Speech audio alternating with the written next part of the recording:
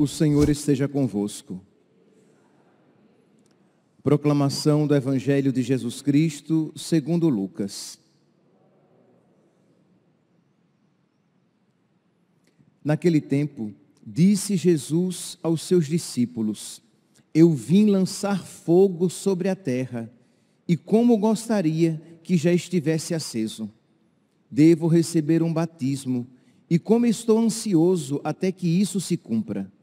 Vós pensais que eu vim trazer a paz sobre a terra? Pelo contrário, eu vos digo, vim trazer a divisão. Pois daqui em diante, numa família de 5 pessoas, 3 ficarão divididas contra 2, e 2 contra 3.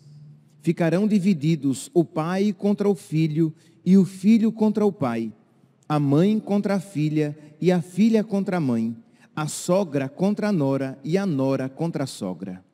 Palavra da salvação.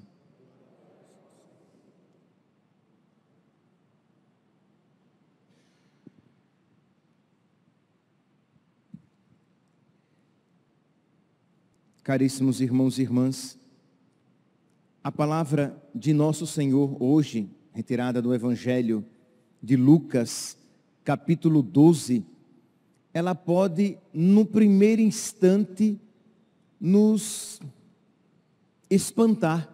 Jesus diz: vós pensais que eu vim trazer a paz sobre a terra? E nós poderíamos dizer sim, né? Porque, afinal de contas, Jesus é o Rei da paz. Então, nós esperamos que Jesus venha trazer a paz. Porém, a paz de nosso Senhor é uma paz diferente. Jesus não é um pacifista. O que é um pacifista? Um pacifista é alguém que está disposto a sacrificar a verdade em nome da tranquilidade. Um pacifista é alguém que está disposto a fazer uma vista grossa à injustiça para que a tranquilidade esteja presente. E Jesus não é um pacifista. Ele vai nos trazer a paz, e a sua paz é uma paz que exige de nós um grande sacrifício. É uma paz inquieta. Pois bem, então Jesus disse: eu não vim trazer a paz, eu vim trazer a divisão. Mas em que isso consiste? Como assim a divisão? Afinal de contas, o divisor é o diabo. Diabolos é aquele que divide. Como assim Jesus vem trazer a divisão? Pois bem, vamos voltar então para os primeiros versículos, o primeiro versículo, e ele vai nos iluminar. No início do Evangelho, Jesus diz assim: eu vim lançar fogo sobre a terra, e como eu gostaria que já estivesse aceso. Que fogo é esse a respeito do qual nosso Senhor fala? É o fogo do Espírito Santo. Jesus vem para lançar o Espírito Santo sobre a terra. O Espírito que ilumina e nos faz ver as coisas como elas verdadeiramente são. O Espírito da verdade que nos mostra o erro e que nos convence sobre o pecado. Se vocês pegarem lá em São João, capítulo 14, versículo 17, vocês vão encontrar. João 14, 17. E o Espírito da verdade, que o mundo não pode receber, porque não o vê nem o conhece, mas vós o conheceis, porque ele permanecerá convosco e estará em vós. Então Jesus promete o Espírito, este fogo, o Espírito da verdade que o mundo não pode receber. Porque mundo aqui é toda aquela realidade de pecado. Mundo que está com o pai da mentira. Então quem está com o pai da mentira se fecha ao Espírito ao Espírito da verdade, que causa que a consequência é a divisão. Por quê?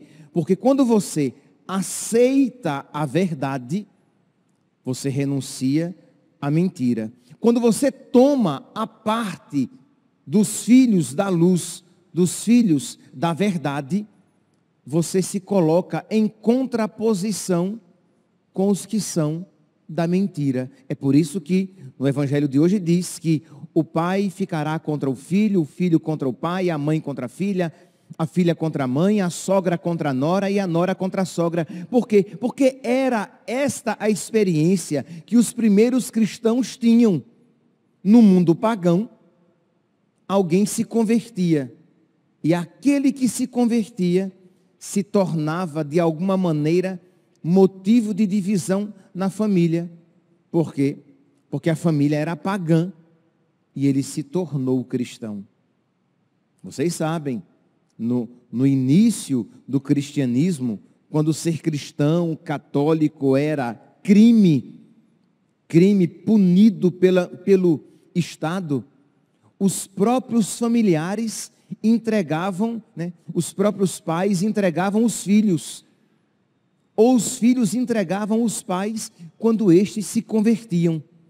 Por quê? Porque se a família fosse descoberta, perderia os seus bens, seria perseguida pelo Estado. Então, para não ser perseguido pelo Estado, quando um filho sabia que o seu pai tinha se convertido ao cristianismo, ele denunciava o seu pai.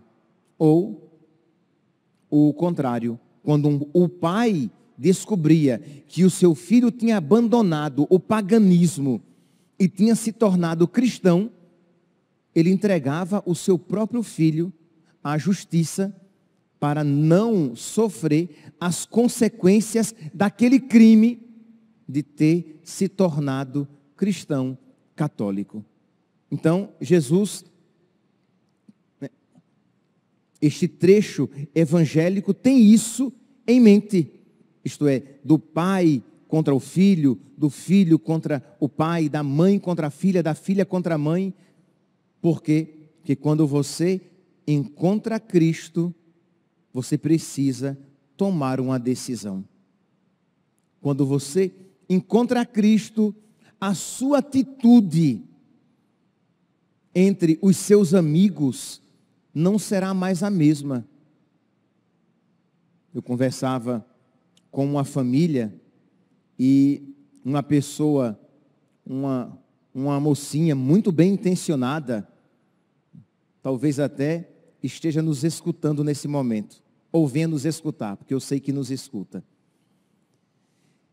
E essa mocinha dizia, que tinha alguns amigos, uma amiga em particular, que estava numa vida de pecado, alguém a quem ela queria bem, só que ela sabia que a amiga estava em pecado. E ela estava em crise, porque dizia, mas padre, mas se eu disser a ela que ela está em pecado, ela vai ficar com raiva, porque ela não quer ouvir isso de mim. Mas lá no fundo, ela sabia que ela precisava dizer, porque de que vale eu ganhar o meu amigo, mas perdê-lo para Deus? E eu também vou me perder, porque se eu posso fazer o bem e não faço, se eu, para não perder um amigo, eu desobedeço a nosso Senhor, que disse, ide por todo mundo, pregai o Evangelho a toda criatura. Isso aqui é um mandato para todos nós, que precisamos pregar o Evangelho, ensinar, levar a verdade, mesmo sabendo que pode ser que aquela pessoa neste caso concreto a que eu me refiro, pode ser que ela até ganhe a sua amiga quando pregar para ela o evangelho.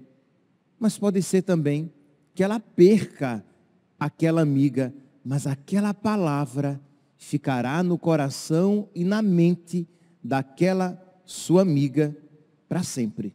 E quem sabe, se não germinou naquele momento, não germinará depois.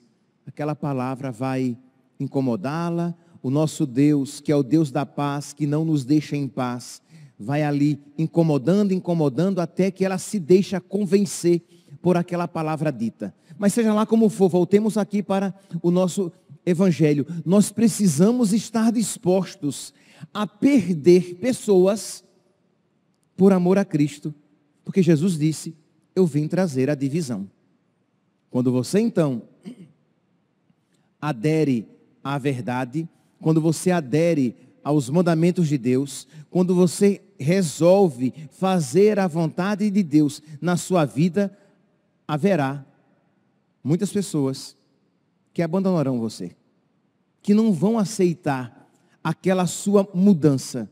Imagine, você participa de um grupo de WhatsApp em que as pessoas falam um monte de besteira, em que as pessoas mandam imagens e vídeos errados naquele grupo, mas você conheceu Cristo, você conheceu a verdade, e até então você participava daquele grupo numa boa, mas agora que você conheceu Cristo, você não pode mais participar. Aí você, num primeiro momento, você vai ser o chato do grupo e dizer: gente, esse vídeo aqui não é adequado para nós. Nós somos cristãos, e a maioria é. Nós somos cristãos, nós somos católicos, nós somos homens casados. Nossa, isso vai ser o suficiente para muitos daquele grupo desejarem que você saia daquele grupo. Por quê? Porque você se tornou uma persona non grata, uma pessoa não agradável, pela sua postura de vida, pela sua fé vivida de verdade e testemunhada. A sua presença já não é mais agradável naquele grupo. Mas quem ama mais seu pai, sua mãe, seus irmãos e suas irmãs, mais do que a mim, não é digno de mim. É este aqui o contexto. Então, este Espírito da verdade que vem, que nos leva a conhecer a verdade, e uma vez conhecendo a verdade, nós tomamos uma postura neste mundo relativista, de ideologias, neste mundo paganizado. Ter uma fé clara é insuportável. Meus irmãos, neste mundo relativista, neste mundo em que é bonito dizer: eu não tenho certeza de nada. O que é certo para mim, né, pode não ser certo para você. Isso é lindo. Dizer isso no mundo atual é a coisa mais linda e agradável do mundo. Você dizer assim: olha, Cristo é o Salvador para mim. Pode ser que para você o melhor seja Buda, seja Maomé. Olha, para mim o melhor é a Igreja Católica. Mas isso é porque eu fui criado nesta mentalidade. Para você pode ser diferente. Se você isso disser, você vai ser acolhido pelo mundo. Porque este discurso relativista, em que a verdade é sacrificada em nome da boa convivência, esse discurso é aceito, propagado e alimentado. Mas se você que recebeu o Espírito da verdade, você crê que não há um outro caminho ao Pai, a não ser Jesus, que Ele é o caminho, a verdade e a vida. E Ele fundou uma igreja quando disse: Pedro, tu és pedra, e sobre esta pedra eu edificarei a minha igreja. E ele me ensinou o que agrada a Deus e o que a Deus desagrada. Ele me ensinou os mandamentos, ele me ensinou o que é o pecado. Lembremos-nos que o Espírito, este fogo que o Senhor deseja derramar sobre a terra, é o Espírito que nos convence do pecado. Então você que agora sabe o que é o pecado, quando você então começa a ter uma postura clara, uma postura segundo o Espírito, com todo respeito, mas com toda clareza, professando a sua fé, você divide. Você é causa de divisão. Porque haverá aqueles que vão rechaçar você pelo simples fato de você ter uma postura clara e coerente de acordo com a sua fé. Meus irmãos, Jesus diz: eu vim lançar fogo sobre a terra, e como gostaria que já estivesse aceso. Este fogo do Espírito Santo nós recebemos no nosso batismo, nós recebemos na crisma, nós recebemos em cada comunhão que nós recebemos na Eucaristia, nós recebemos quando ouvimos a palavra de Deus. Lembremos que os discípulos de Emaús sentiam o coração arder quando ouviam Jesus. E a quem é que nós ouvimos quando ouvimos a sua palavra? Jesus. Este Espírito que nós recebemos quando entramos em oração, esse Espírito que está vivo e crepitando em nós quando estamos na amizade com Deus. Pois bem, este Espírito, ele nos traz alegria, conforto, contentamento, mas também nos chama a pagar o preço por possuir, por ter o Espírito da verdade em nós. Peçamos, meus santos, peçamos a Deus a graça de pagar o preço por conhecermos a verdade. Peçamos a Deus a graça. Entenda, eu não estou aqui falando que você vai aqui angariar inimizades, buscar contendas com as pessoas. Mas o grande problema é que há muitos cristãos que são covardes, que são tímidos por demais, que são pacifistas e para ter uma boa convivência sacrificam inclusive o espírito, sacrificam a verdade, se calam quando com toda a humildade deveriam falar. Se mantêm em silêncio quando com toda a caridade deveriam ensinar, mesmo sabendo que em alguns casos você não vai convencer, você vai apenas manifestar a divisão que já existia, só não tinha sido publicada. Porque muitas vezes nós sabemos que há divisões, por exemplo, na nossa comunidade, que há divisões na família, isto é, pessoas que não compartilham de verdade da mesma fé.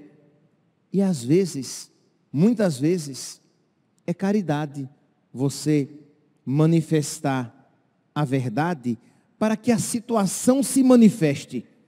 Porque não há pior coisa do que alguém que pensa ser cristão católico quando de fato não é. Aí você, com todo jeito, com toda a caridade, vai mostrar à pessoa a situação de pecado em que ela se encontra. Você, com toda a caridade, mas com toda a clareza, você vai mostrar à pessoa o erro em que ela se encontra, o estilo de vida contrário ao evangelho que ela tem abraçado, com toda a caridade, com toda a paciência, mas com toda a clareza. Mas padre, mas isso pode causar divisão. Mas, meus santos, conhecer a verdade ter o Espírito da verdade deve nos levar a pagar o preço de sermos da verdade. E isso aqui não é prepotência, não é arrogância, não é presunção, mas é caridade. Então você vai tentar ajudar aquela pessoa. Pode ser que ela aceite a verdade, que ela aceite ser corrigida, que ela aceite ser convencida pelo Espírito Santo, e você ganhou um irmão. Mas pode ser que se aplique naquela situação concreta isso que nosso Senhor está falando: o pai que ficará contra o filho contra o pai, a mãe contra a filha contra a mãe, a sogra contra a nora e a nora contra a sogra. Que Deus nos conceda este fogo da verdade, que nos dará a coragem necessária para fazer aquilo, né? para que nós tenhamos uma postura correta e coerente com a nossa fé e estejamos dispostos até a sofrer por ela. Louvado seja nosso Senhor Jesus Cristo. Para sempre seja louvado.